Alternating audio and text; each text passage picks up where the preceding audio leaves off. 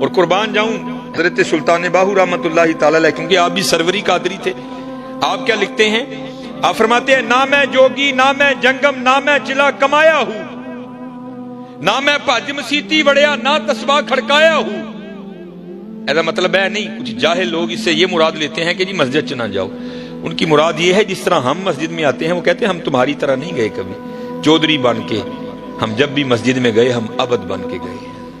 ہم یہ نہیں اس کا مطلب کہ وہ مسجد میں نہیں گئے، یا اس کا یہ مطلب نہیں کہ انہوں نے تسبیح نہیں پھیری، نہیں، انہوں نے وہ والی تسبیح نہیں پھیری کہ تسبیح پھری پر دل نہیں پھریا کہ لینا تسبیح پھڑ کے ہوئی، نہیں، حضرت تسبیح بھی پھرتی تھی، ساتھ ان کا دل بھی پھرتا تھا حضرت۔ تو آپ آگے لکھتے کیا ہیں؟ نہ میں جوگی نہ میں جنگم نہ میں چلا کمایا ہوں، نہ میں پج مسیتی وڑیا نہ تسبیح کھڑکایا ہوں۔ عرض کیتی حضور پھر ساری زندگی کیتا کی؟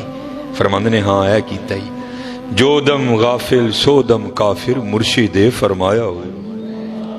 اب حضرت ذرا بڑوں کی سنو، میں ایک دن تفسیر پڑھ رہا تھا، بڑا رویا پڑھ کے یار، کیسے لوگ تھے وہ۔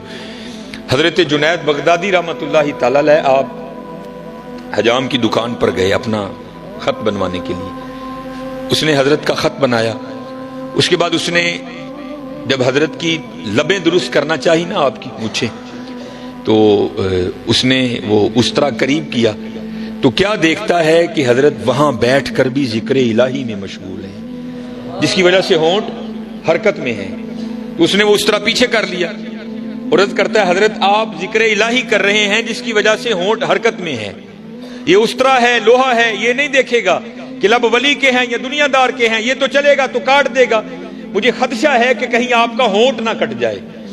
آپ اس طرح کریں، تھوڑی دیر کے لیے ذکر کا سلسلہ موقوف کریں تاکہ میں آپ کی مونچھیں درست کروں۔ آئے آئے، آپ کیا جواباً ارشاد فرماتے ہیں؟ آپ فرماتے ہیں چلا اس طرح، اوے ہونٹ کٹتا ہے تو کٹنے دے، میں نے اپنے یار کا ذکر نہیں چھوڑنا۔ یہ تو تھے جنید۔ اب ذرا باجزید کی بھی سنو، دونوں کو اقبال لائے نا، جب حضور کی نعت لکھی نا اقبال نے، تو اقبال کیا لکھتے ہیں؟ شوکت سنجر و سلیم تیرے جلال کی نمود، فقر جنید و باجزید تیرا جمال بے نقاب۔ اب ذرا باجزید کی بھی سنو، حضرت نقشبندی بابے، آپ کے ایک خادم ہیں جن کا نام تھا زید، وہ کہتے جب میں حضرت کی خدمت میں آیا نا پہلے دن بطور خادم، تو حضرت مجھے پوچھتے ہیں اور تیرا نام کی ہے؟ تو کہتے ہیں میں نے عرض کی حضور میرا نام زید ہے۔ کہتے دن گزر گیا رات بیت گئی، اگلی صبح پھر پوچھتے ہیں اور تیرا نام کیا ہے؟ کہتے میں نے عرض کی حضور میرا نام زید ہے۔ کہتے دن گزر گیا رات بیت گئی، تیسری صبح پھر پوچھتے ہیں، کہتے میں نے عرض کی حضور زید ہے۔ دن گزر گیا رات بیت گئی، چوتھی صبح پھر پوچھتے ہیں، کہتے 20 سال تک یہی معمول رہا، حضرت روز نام پوچھتے پھر بھول جاتے، اگلی صبح پھر پوچھتے پھر بھول جاتے۔